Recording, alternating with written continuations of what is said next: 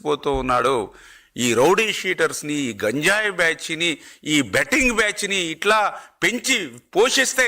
ఈ రేపు భవిష్యత్తులో యువత పరిస్థితి ఏంటి, భావితరాల పరిస్థితి ఏంటి? ఇవాళ ప్రజలందరూ కూడా ఆలోచన చేయాలని మీ ద్వారా కూడా అందరినీ కూడా కోరుతూ ఉన్నా. ఎందుకంటే ఈవేళ క్రిమినల్స్ కోసం రోడ్డెక్కినటువంటి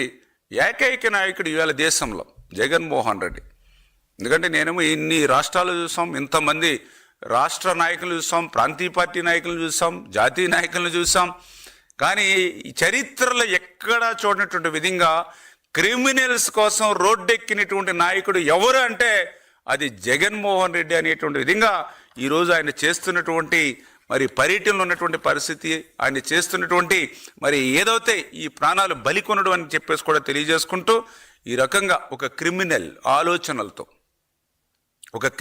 ఆలోచనతో రాజకీయాలు చేయలేనిటువంటి ఆ జగన్మోహన్ రెడ్డి యొక్క మరి క్రిమినల్ ఐడియాలజీని ప్రజలందరూ కూడా అర్థం చేసుకోవాలని చెప్పి మీ ద్వారా కూడా తెలియజేసుకుంటూ, మరి ఈ రకంగా మరి ఏదైతే ఆ రోజు వైసీపీ గెలుస్తుందని నమ్మబలికి ఆ రకంగా ఆత్మహత్యలకు కారకులైనటువంటి జగన్మోహన్ రెడ్డి మళ్ళీ ఈరోజు పరామర్శల పేరుతోటి మళ్ళీ మరి కొందరిని ప్రాణాలు బలి తీసుకునేటువంటి పరిస్థితి ఈరోజు ఈ రాష్ట్రంలో కల్పిస్తున్నటువంటి వ్యక్తి. మరి అంటే